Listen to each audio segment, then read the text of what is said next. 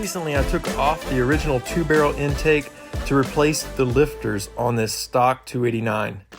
I ended up switching it out with an Edelbrock Performer intake using an existing 1406 carburetor. In short, the 1406 carburetors have always been a good performer for me. However, on this motor, I was noticing some hesitations and cutouts, and I had a hunch that it just seemed to be overcarbed. This carburetor uses the down leg style boosters. And what I mean by that is that inside the booster, there's a typical down leg that just dumps the fuel down the center. So now it's time to test out some things and see if we can figure out what might help. All right, so just kind of cuts out and has a little bit of a hesitation. It could be the carburetor, could be those down legs.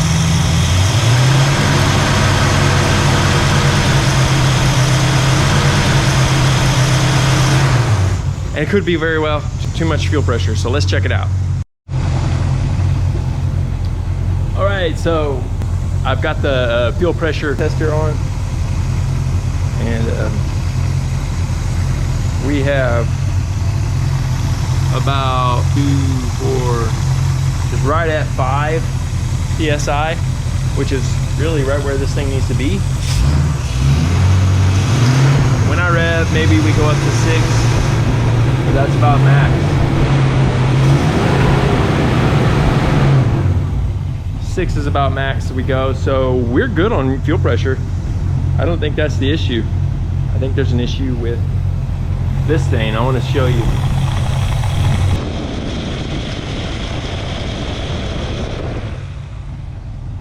Not atomizing.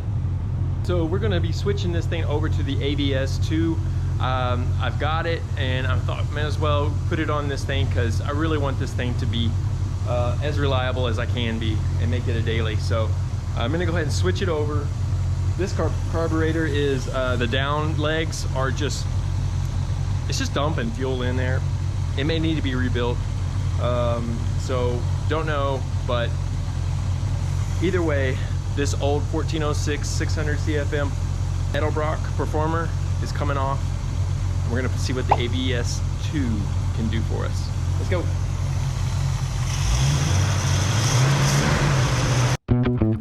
Annual boosters have 8 equally spaced smaller holes, which makes for better fuel atomization. The improved fuel atomization eliminates flat spots throughout the RPM range.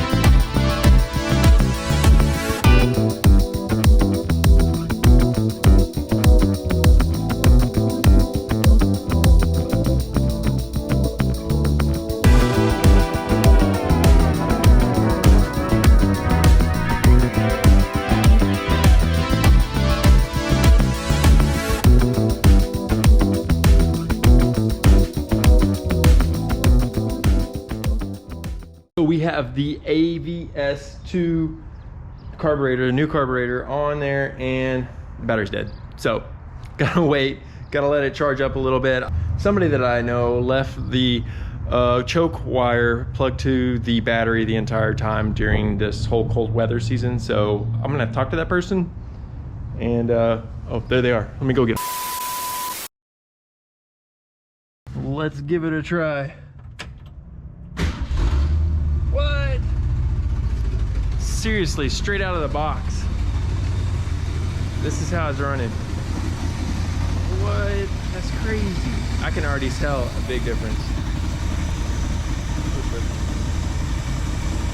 You can tell a big difference. Now, it is high idle for the choke, and the choke needs to be adjusted. But as soon as it warms up, we're gonna do some calibration, maybe see what it is. There's not much to do on these Edelbrocks, but I can do the fuel air mixture rate screws and see what kind of difference it makes, see if it'll smooth out.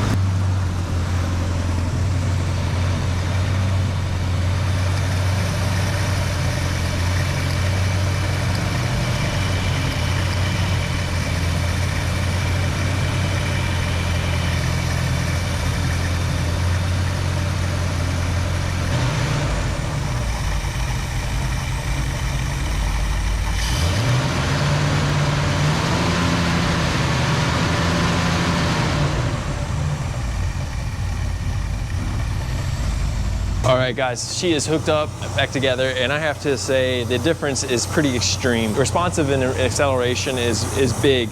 Now, there may be something like a plug wire or something. Maybe I need some new plugs, spark plugs. That very code will be.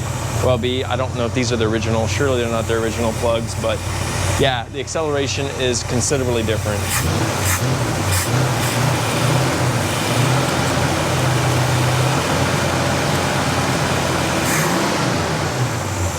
Responsive, running great, really. So yeah, I think we're good. All right, my friends, so I will have to give the AVS2 a thumbs up for a stock 289.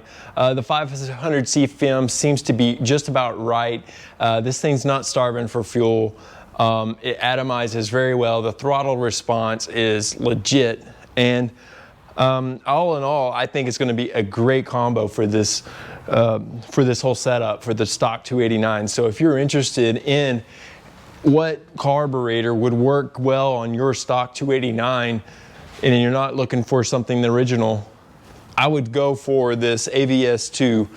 Edelbrock 1901 is the part number. This girl's probably not going to see full throttle a whole lot, so it's going to work great. The atomization, the annular boosters really do make a big difference on this thing. It just runs a lot better than the 1406 did on this one.